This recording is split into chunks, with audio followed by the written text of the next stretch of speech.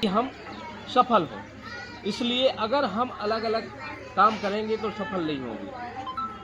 अब एक आपसे बता दूं, अगर किसी के साथ घटना घट जाती है और सिंगल व्यक्ति अगर थाने में जाता है, रिपोर्ट लिखवाता है, तो उसकी रिपोर्ट नहीं लिखी जाती है क्योंकि वो सिंगल गया है। और अगर हम समूह बनाकर अगर 50 आदमी जाएंगे तो 1 मिनट में रिपोर्ट लिख जाएगी। ये ताकत होती है संगठन की। तो इस संगठन के थ्रू हम चाहते हैं कि आप लोग भी संगठित हों, हम हमारे भाई बहनों का सहयोग करें ताकि हम अपने हिस्से की, अपने समाज के हिस्से की लड़ाई लड़ सकें। क्योंकि हमारा समाज ऐसा नहीं है। अगर इतिहास उठा के देखा जाए तो भारत के अंदर हमारे समाज का राज रहा है, हमारे समाज के राजा रहे हैं, हमारे समाज का बहुत कुछ रहा है, मगर वो चीज़ हम लोगों को मालूम नहीं है। हमारे आराध्य निषाद राज भगवान वो एक दलित राजा थे, आदिवासी राजा थे, मगर आज हम मांग रहे हैं कि भाई हमें आरक्षण दिया जाए, नहीं मिल रहा है। क्यों नहीं मिल रहा है? क्योंकि हमारे शासन प्रशासन में हमारा कोई आदमी नहीं है। उसके लिए हमें क्या करना पड़ेगा? अगर हमें अपना विधायक जिताना है, हमें अपना सरपंच जिताना है, हमें अपना चेयरमैन जिताना है, तो उसके लिए हमें संगठित होना पड़ेगा। भाई 2 लोगों के वोट देने से नहीं मिलेगा। तो हमें बाबा साहब अम्बेडकर ने जो वोट की ताकत दी है उसको पहचानना चाहिए, हमें संगठित होना चाहिए, हमें अपनी समाज के, अपने बच्चों के भविष्य के लिए हमें एक होकर के ये काम करना होगा। क्योंकि भारत के अंदर हमारी समाज इतनी ज़्यादा है कि आपको हम ओवर रिकॉर्ड बताते हैं।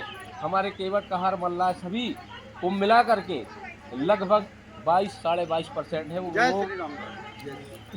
वो जा कर के कम से कम 24-25 करोड़ होती है।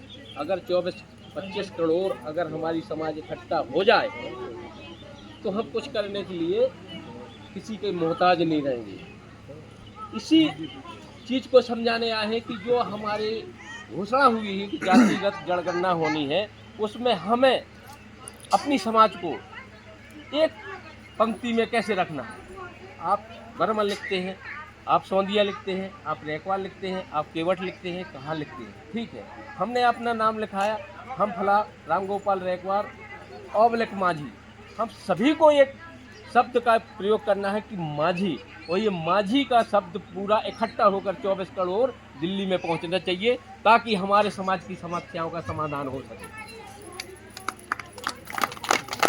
क्योंकि एक बुंदेलखंड में हमारे कहावत है, जब बच्चा रोता नहीं तो माँ उसको दूध नहीं पिलाती है, जब बच्चा रोता है तो माँ दूध पिलाती है। इसलिए हमें ये काम करना होगा कि हमें संगठित होना होगा, संगठित होकर ही हमें ये काम करना है और संगठित होकर ही हमारा काम बन सकता है। आज हम हमारे राष्ट्रीय महासचिव जी, हमारे राष्ट्रीय सचिव साहब, मीडिया प्रभारी दिन रात मेहनत कर करके अपने स्वयं के खर्चा से, सभी लोग किसी से चंदा लेने नहीं आए यहाँ, ना हम यहाँ आपसे वोट मांगने आए हैं, हम वहाँ से चुनाव लड़ने भी नहीं आएंगे।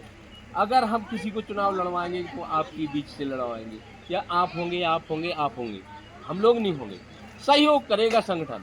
अगर आप मैदान में आओगे तो संगठन सहयोग करेगा, जो बन सकेगा वो सहयोग करेगा और संगठित होके अगर आप संगठन, इतनी कई गांव ऐसे हैं 10-10 हज़ार इस क्षेत्र में हमें जानकारी मिली है कि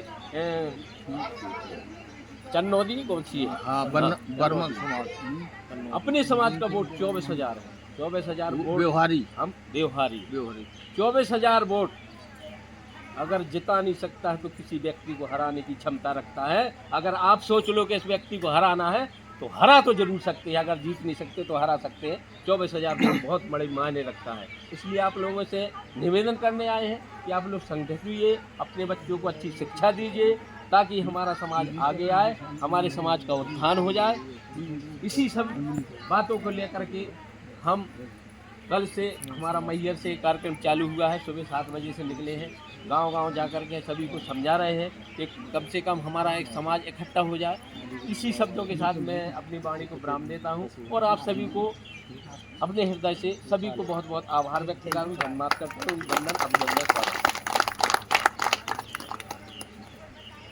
अंगली कड़ी में बोलिए। अंगली कड़ी में अजय सर को बोल दीजिए। अब आप लोगों के बीच में टाइम कम होने के कारण आदरणीय प्रदेश अध्यक्ष श्री अजय रायकवार जी बताएंगे। राष्ट्रीय महासचिव